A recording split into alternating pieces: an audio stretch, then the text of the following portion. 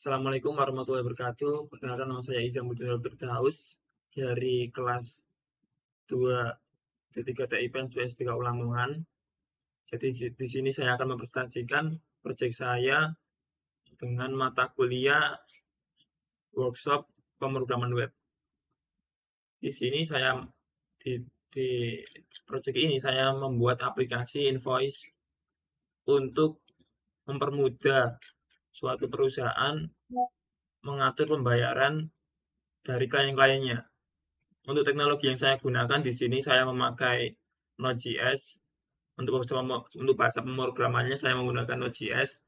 Untuk frameworknya saya pakai Express.js.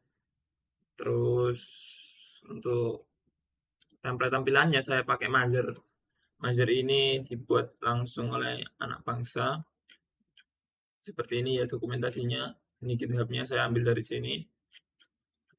Untuk demo dari page-nya seperti ini. Ya seperti ini.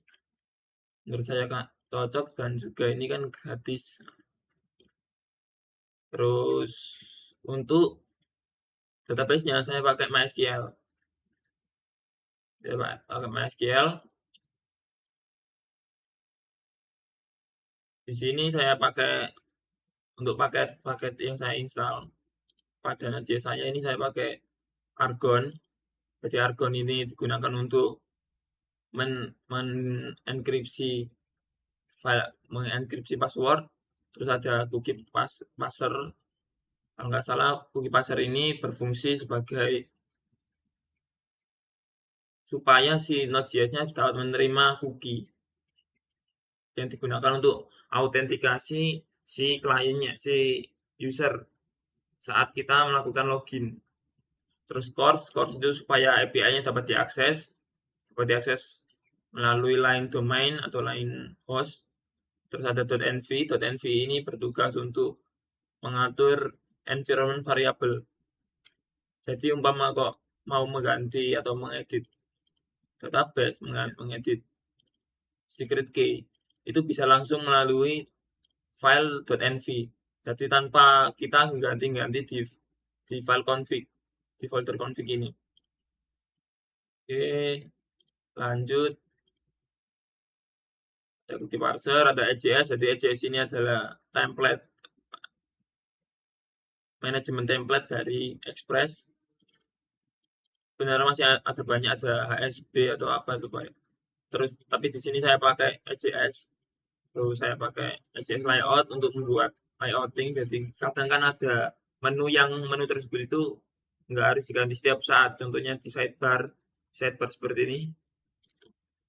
Nah, contohkan sidebar seperti ini kan nggak perlu setiap saat perlu diganti. Jadi bisa pakai layout. Jadi kita hanya fokus di kontennya aja, di kontennya ini.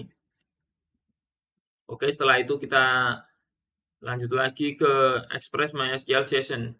Jadi di sini itu si Express. Jadi si Express ini sebenarnya udah ada fitur untuk membuat sesi. Tetapi fitur ini itu sifatnya itu hanya sementara. Ketika Node.js-nya dijalankan maka sesinya itu disimpan di RAM. Tetapi umpama kok ketika Express-nya dimatikan, sesi yang umpama sudah login, ada user sudah login atau sesi yang sudah dibuat itu akan kadaluarsa secara otomatis. Maka dari itu saya pakai Express MySQL supaya sesi-sesi tadi itu tidak disimpan di RAM tetapi disimpan di MySQL-nya, disimpan di database. Jadi umpama kok server Express-nya mati, tetap pas dijalankan, sesi-sesi tetap aktif. Atau pas ada user login itu pas aplikasi dinyalakan lagi itu masih kelihatan login. Seperti itu. Terus ada MySQL 2 untuk mengoneksikan atau sebagai konektor Node.js-nya dengan si MySQL. Terus ada Nodemon ini sebagai kayak web server. Jadi umpama kok ketika kita mengedit file yang ada di Node.js-nya, di file JS-nya, itu otomatis akan terrefresh seperti ini. Jadi biasanya kan kita kan otomatis menjalankan kan seperti ini ya. Menjalankan file index.js kan biasanya gini. Inode terus index.js. Tapi biasanya kan kita kan ketika mengubah kan otomatis kita kan nge-close lagi kayak index.js. Nah, biasanya umpama kalau kita ada perubahan berarti kan kita ubah terus kita kita matikan lagi terus kita jalankan lagi Node.js. Seperti itu. Oke, tetapi karena di sini enggak seperti tetapi karena adanya Nodemon ini akan mempermudah kita saat kita mengedit. Jadi umpama ada file yang kita edit otomatis dia itu langsung merestart sendiri seperti itu. Terus ada Squalise, jadi Squalise ini kayak apa ya? Library yang digunakan untuk membuat koneksi MySQL secara aman. Jadi kita nggak perlu memikirkan kayak ada SQL injeksi dan lain-lain, kita nggak perlu memikirkan karena sudah diurus oleh Squalise. Terus di sini ada scriptnya itu ada start, jadi kita nggak perlu kayak ngetik nodemon index.js kayak nggak usah kayak gitu, jadi kita tinggal kayak gini npm start mati seperti ini. Nah, oke, saya akan jelaskan mulai dari indeks. Jadi indeks ini adalah file pokok atau file web servernya. Inti server core dari servernya itu di sini. Inti dari aplikasinya itu di sini. Karena di sini itu seluruh modul-modul, seluruh file-file akan dijalankan di sini. Nah, di sini saya aktifkan model sinkronisasi. Jadi model sinkronisasi adalah fungsinya digunakan untuk supaya database yang ada di database kita ini tersinkronisasi. Jadi ini database saya. Nah, tersinkronisasi otomatis. Kan itu tadi kan kosong. Setelah adanya kita mengaktifkan ini, maka nanti itu akan dibuat secara otomatis. Oke, saya jelaskan di sini ada file config. Jadi saya akan mulai menjelaskan dari folder. Di sini ada folder config. Folder config ini berisi tentang config yang kita setting. Tetapi seharusnya nggak usah ya. Tapi di sini saya setting untuk menyeting Squalise dan dia itu mengambil dari file .env terus yaitu mengambil variabel yang namanya MySQL. Di sini variabel yang namanya MySQL itu seperti ini. Nama username-nya itu tanpa password, terus localhost, terus portnya, terus nama database-nya. Seperti itu. Terus diekspor supaya bisa digunakan oleh file JS lainnya. Seperti itu. Ada controller ini berisi tentang logika aplikasinya.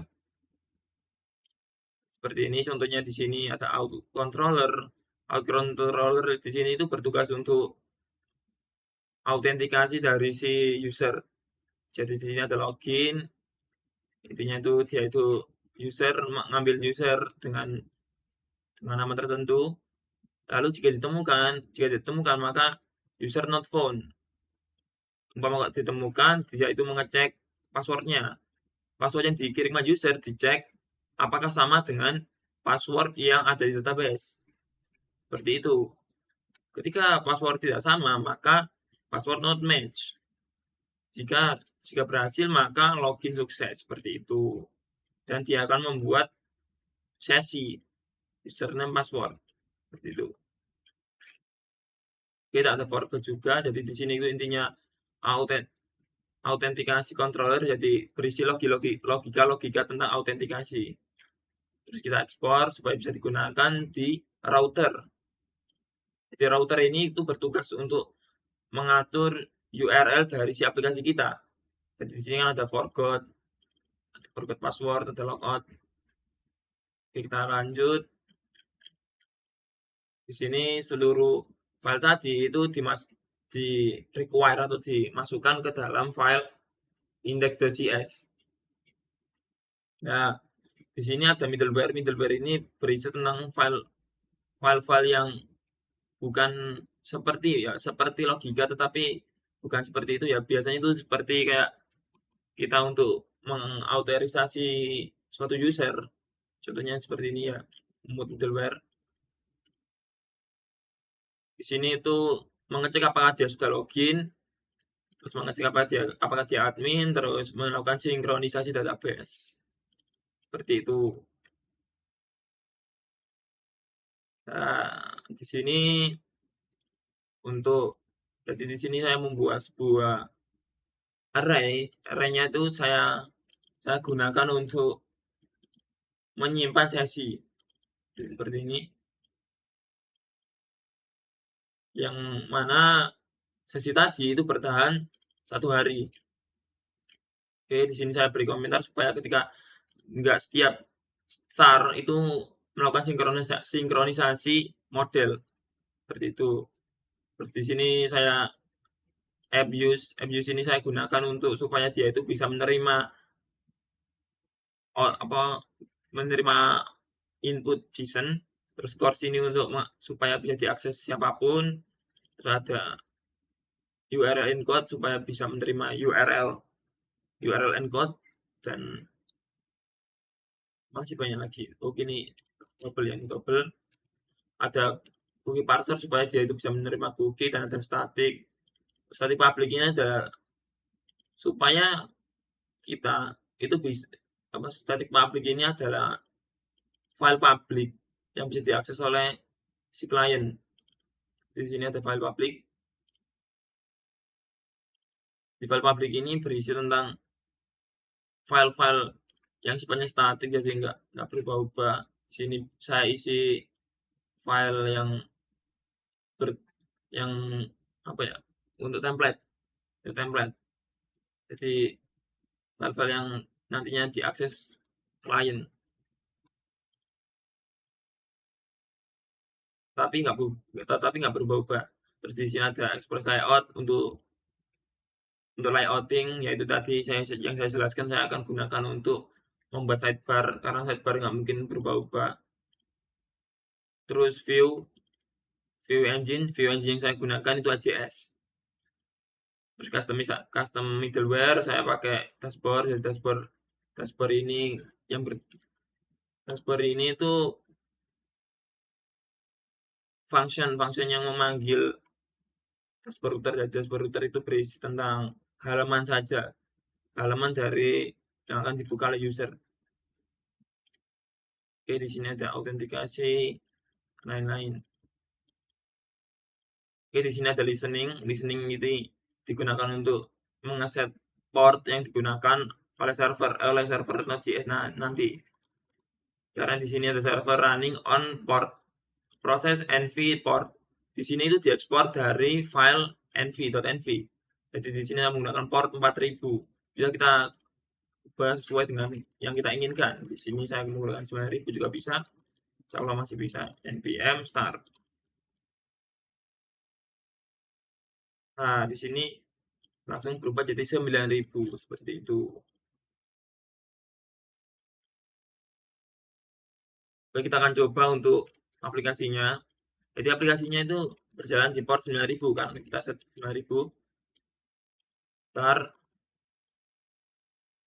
buat profile dulu.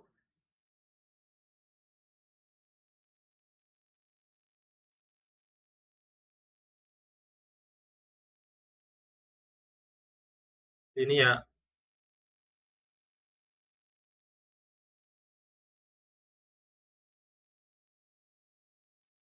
Oke, kita masuk ke aplikasinya. Dan di sini aplikasi ini sudah memiliki username admin. Sini adalah tampilan dari si aplikasinya. Jadi ini sesuai dengan out login. Kita bisa lihat di routers ada out login, router verify.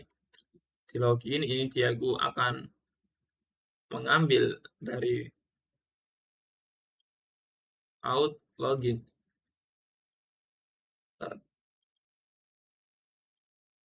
View, kita ada out, terus ada mother login, yaitu akan mengambil file yang dari sini. Itu terus ketika kita klik yang forgot, yaitu akan sesuai dengan yang tadi, yaitu masuk di file ini out, di forgot, dia ambil layout out, yaitu merender dari file out di dalam folder out, terus di dalamnya itu ada folder ada file forgot, terus dia ambil layout dari out out ini layout terus out sini. Jadi kita tinggal fokus membuat bodinya aja. Oke, kita lanjut. Jadi di sini umpama kok usernya lupa gantinya, bisa langsung klik send. Nah, nanti aplikasinya akan mengirimkan email ke user. Sini langsung aja ada ini izam. Oke, di sini karena belum selesai aplikasinya belum selesai, jadi di sini dashboard masih kosong. Jadi di sini masih cuma ada dua fitur, yaitu user control sama client. Di user control kita bisa membuat user baru, contohnya seperti ini, ada Doni gmail.com, terus Doni, terus passwordnya Doni, terus user kita kasih role biasa, user biasa. Di sini aplikasi ini sifatnya multi role. Jadi umpama kok, jadi fitur user control hanya muncul ketika kita menjadi admin. Create, nah, dia langsung ada notifikasi seperti ini. Terus bisa kita edit juga. Di sini passwordnya kosong karena password dari di database itu dienkripsi. Kita bisa reset langsung kayak 123. Nah, atau bisa kita delete juga seperti itu. Tapi gini, kita akan mencontohkan multi role-nya. Multi role-nya seperti ini. Jadi Doni gmail.com, terus Doni, terus maksudnya 123, terus role-nya user biasa. Kita akan logout. Kita akan menggunakan user dari Doni terus 123. Nah, di sini tidak tampil namanya user control. Hanya client control aja. Kita logout kembali menggunakan admin user, yaitu Izam. Di sini kita akan bisa membuat namanya client, contohnya Budi Santoso. Terus alamatnya Desa Karang Rusak, terus Kecamatan Langit, Kota Surga. Terus contoh seperti itu, terus Provinsi Umar Korma. Ya, terus 62261. Terus kita kasih email kliennya budisantoso@gmail.com. Contoh seperti ini, ini hanya contoh aja ya. Terus nomornya harus sesuai. Umpama kalau kita lebih seperti ini, dia itu langsung ada kayak validasi error. Karena apa? Karena nomornya itu melebihi batas. Jadi nomornya itu sepertinya 13, jadi 13 digit ya. 1, 2, 3, 5 kan? 6, 7, 8, 9, 10, 11, 12. Nah, itu bisa. Jadi lainnya itu 12 sampai 13 digit. Terus kita bisa edit juga di sini. Kok jalannya desa desa jalan rusak contohnya. Kita save ini, terus kita delete. Di sini juga bisa kita delete. Jadi itu, dan ada fitur logout untuk keluar. Oke, Segitu saja, mohon maaf jika ada kurangnya dalam aplikasi saya, dikarenakan waktu dan juga saya yang masih belajar tentang Node.js, jadi aplikasinya belum selesai. Saya mohon maaf atas kekurangan saya ini. Saya Izamuddin Firdaus. Wassalamualaikum warahmatullahi wabarakatuh.